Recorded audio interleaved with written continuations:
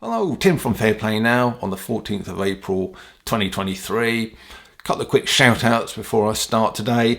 And the first one, that event in Thirsk near York with William Keat. He's going to be doing a talk there and a bit of a Q&A session afterwards. William Keat is this constitutional law expert who gave a very interesting talk on the Richard Vogue show a few weeks ago, so getting a chance to hear him live I'm sure will be a fantastic event. Get along there if you can. Thirsk near York, 7pm this coming Sunday the 16th of April, and the rest of the details will appear on the screen as I'm talking here. So if you can attend that, I'm sure it'll be very worthwhile for you. And then the second shout out, tomorrow, Saturday the 15th, Central London, Trafalgar Square at midday. There is going to be an event there all about the ULEZ expansion and the pushback against that. So there's going to be speakers there. It's going to be quite an event, hopefully with some pretty good numbers of people. If I can get there myself, I will. Might only be for a couple of hours. I'm not 100% sure whether I'll be able to make it or not. I've got quite a lot of stuff going on now over the next few days. But if you can get there, that'd be great. And hopefully I'll be able to get there, like I say, for an hour or two. And so if you're going, I might see you there. Anyway, on to couple of bits of news that I've seen. One of them is hilarious and the other one is just plain ridiculous. So I'm making a little bit of a series at the moment which will start airing here on this channel in the next few days, called Suspicious Snippets. Now this was a thing I was going to do on my website, but I never really got round to it, to be honest with you, because I was snowed under with other things.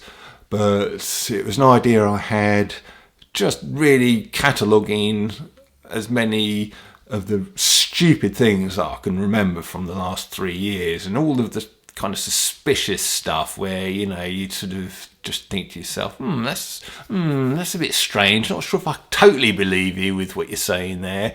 A bit suspicious. So I'm cataloguing that, and this series is going to feature stuff really from a year ago, 2 years ago, 3 years ago. But these suspicious things are happening even now as I speak.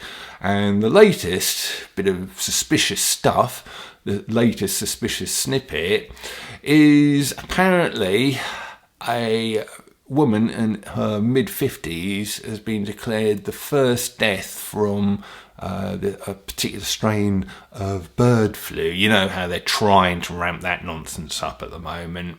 And apparently this lady has passed away from it. If you told me she was from a certain place, a certain country, I would be a little bit suspicious. But there is an article in the Telegraph, and I'll try and leave a link to it, the article in the description box below actually. But yeah, if this this mainstream media article was telling me that this lady was from China, I would be a little bit suspicious of that, to be honest with you, because bearing in mind where they said the original lurgy came from 3 years ago, was in that country, along with many other lurgies as well in the past. It always seems to come from China, doesn't it? And yeah, lo and behold, guess where this latest fatality occurred? Yeah, to a Chinese woman. And guess where she picked it up? Yeah, if you're kind of guessing a wet market, yeah, again, that is where she picked it up. So out of all of the countries in the world, and let's not forget there's over 190 of them apparently, and what are the chances that it would be a China again that this thing has come from? And all of the places in China where someone could have picked this thing up. All of the abattoirs, butcher shops, people just chopping up chicken in their own home, killing chickens or whatever, which I'm sure they probably do in China quite a lot, in their homes or in their gardens or whatever.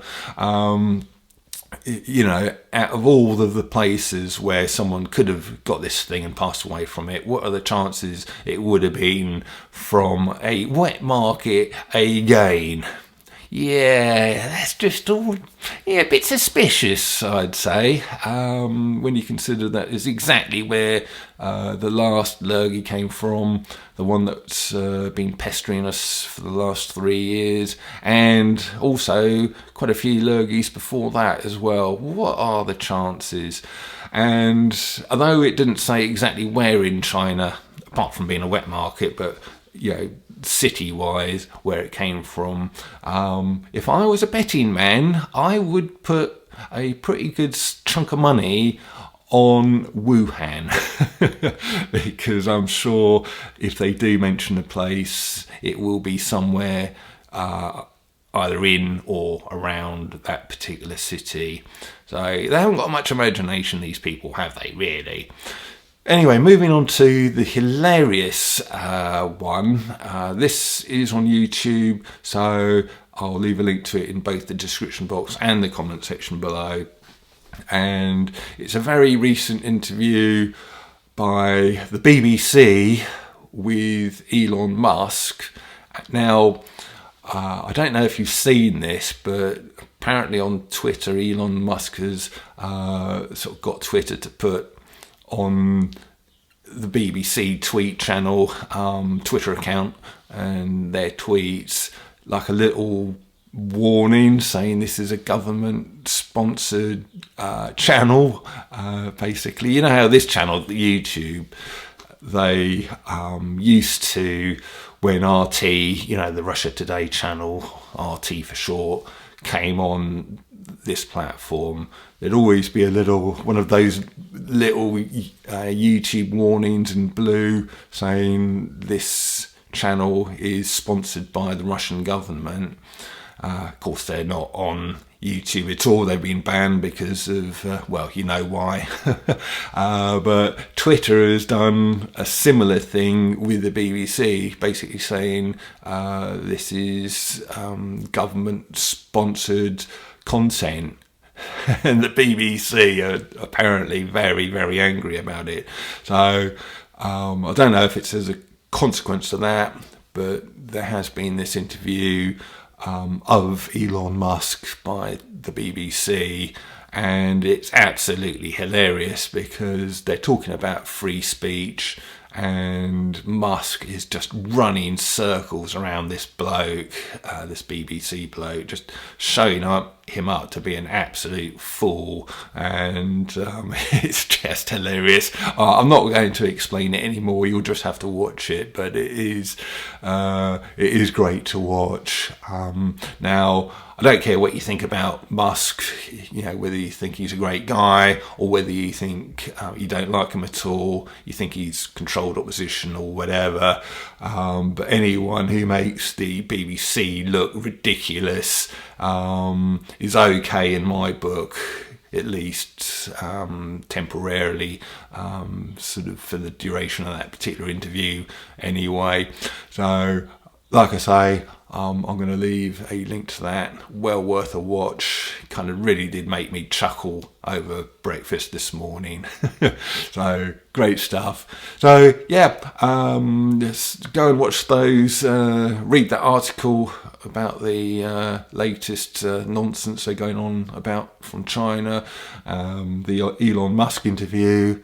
And if you can make the Yorkshire thing, do go along there on Sunday. And if you're going to Trafalgar Square tomorrow at midday, I may well see you there. But I'll leave it. Tim from Fair Play Now. Thanks for watching.